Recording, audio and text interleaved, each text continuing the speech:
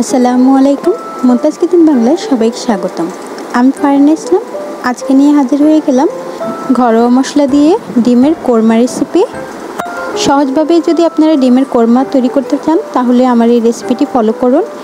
অল্প কিছু উপকরণের মাধ্যমে আপনারা ঘরোয়াভাবে বিয়েবাড়ির মতো ডিমের কোরমা রেসিপি তৈরি করে ফেলতে পারবেন। এটি দেখতে যেমন সুন্দর তেমন খেতেও মজাদার হয়। আশা করছি আপনাদের খুব ভালো লাগবে। আমার ভিডিওটি যদি ভালো লাগে আমার চ্যানেলকে লাইক এবং সাবস্ক্রাইব করে পাশে থাকা বেল বাটন অন করে দেবেন। তাহলে কথা না বাড়িয়ে চলুন ভিডিওটি শুরু করা যাক। ডিমের কোরমা তৈরি করার জন্য এখানে আমি চুলাতে একটি ফ্রাই প্যান বসিয়ে দিয়েছি। এর মধ্যে দিয়ে দিচ্ছি 2 টেবিল চামচ সয়াবিন তেল। আপনারা চাইলে ঘি দিয়েও এই ডিমটি ভেজে নিতে পারেন। এবার এই তেলের মধ্যে আমি দিয়ে দিচ্ছি হাফ চা চামচের মতো লবণ। লবণটা দেওয়ার কারণ হচ্ছে ডিম ভাজার সময় অনেকের গায়ে ছিটে আসে। গরম তেলের মধ্যে যদি এইভাবে লবণ দেন তাহলে আর ডিমটি ছিটে আসবে না। এবার এক এক করে এখানে আমি সিদ্ধ করে রাখা ডিমগুলো দিয়ে দিচ্ছি। এই পর্যায়ে চুলার আঁচ মিডিয়াম টু লোতে রাখতে হবে, না হলে কিন্তু ডিম ছিটে আসবে। আপনারা এই ডিমটাকে বেশি ভাজা ভাজা করবেন না, হালকা একটু ভেজে তারপরে চুলা থেকে নামিয়ে নিতে হবে। একটু নেড়ে চেড়ে এপাশ ওপাশটা হালকা করে ভেজে নিয়ে নামিয়ে নেবেন।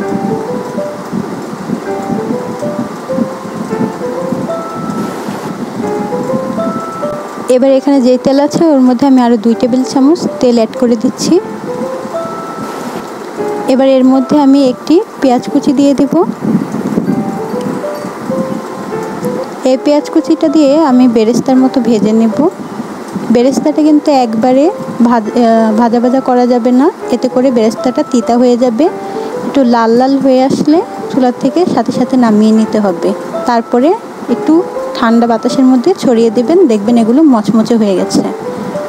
দেখুন এরকম একটু লাল হয়ে আসলে চুলা থেকে আমি নামিয়ে নিচ্ছি। এরকম একটি স্ট্রেনার দিয়ে আমি ছেঁকে নেব, এতে করে এর তেলগুলো সম্পূর্ণ বের হয়ে যাবে। তেলের মধ্যে যাতে একটাও পেঁয়াজ বেরেস্তা না থাকে সবগুলো এইভাবে একটু তুলে নেবেন। তারপরে এই তেলের মধ্যে আমি আবার 2টি পেঁয়াজ কুচি দিয়ে দেব। এই পেঁয়াজটাকেও আমি হালকা একটু ভেজে নেব, 2-1 মিনিট ভেজে নিলেই হবে। যখন এরকম হালকা একটু লাল হয়ে আসবে তখন এখানে আমি অ্যাড করে দিচ্ছি হাফ চা চামচের মতো আদা বাটা আর হাফ চা চামচের মতো রসুন বাটা।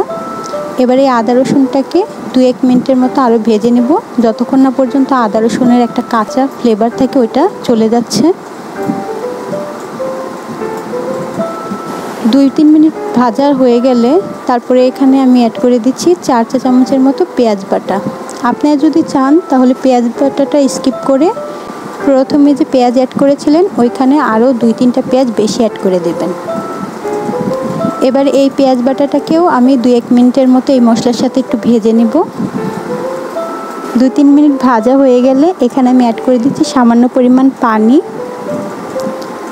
এবার আমি গুঁড়া মশলা অ্যাড করব, তাই আগে পানি ইউজ করলাম যাতে করে গুঁড়া মশলাটা পুড়ে না যায়।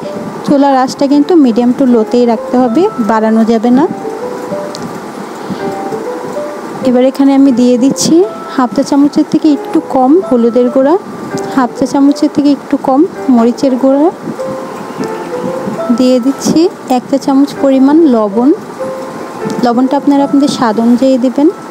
আর দিচ্ছি হাফ চা চামচ জিরার গুঁড়া। এখানে আমি ধনিয়ার গুঁড়া ব্যবহার করব না, তাহলে ফ্লেভারটা অন্যরকম হয়ে যাবে। এবারে মশলাগুলোকে ভালো করে একটু কষিয়ে নিতে হবে।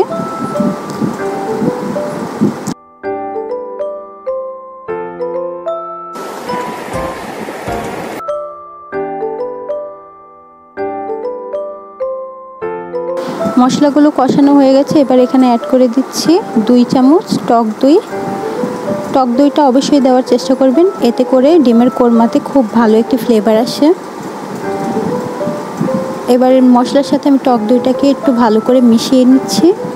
এরকম করে আপনাকে ধাপে ধাপে জিনিস অ্যাড করতে হবে, এতে করে মশলার ফ্লেভারটা খুব ভালো আসবে।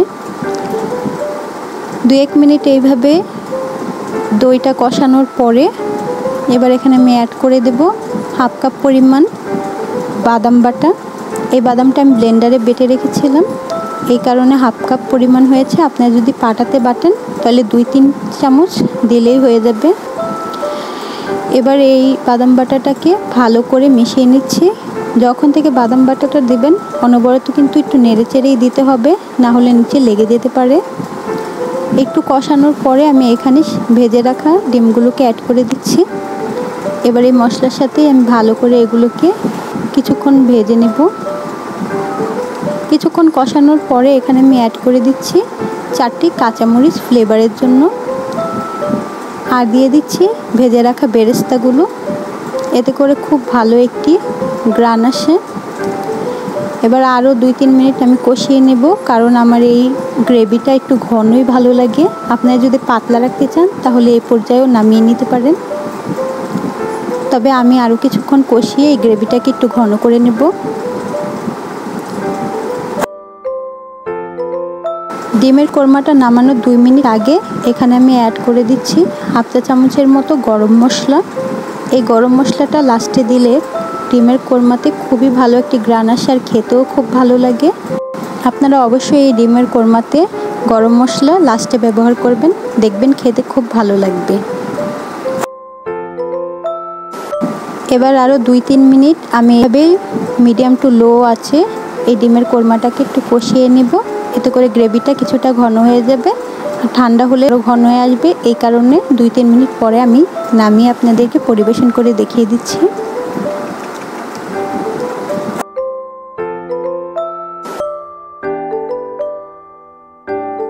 তৈরি হয়ে গেল মজাদার ডিমের কোরমা রেসিপি।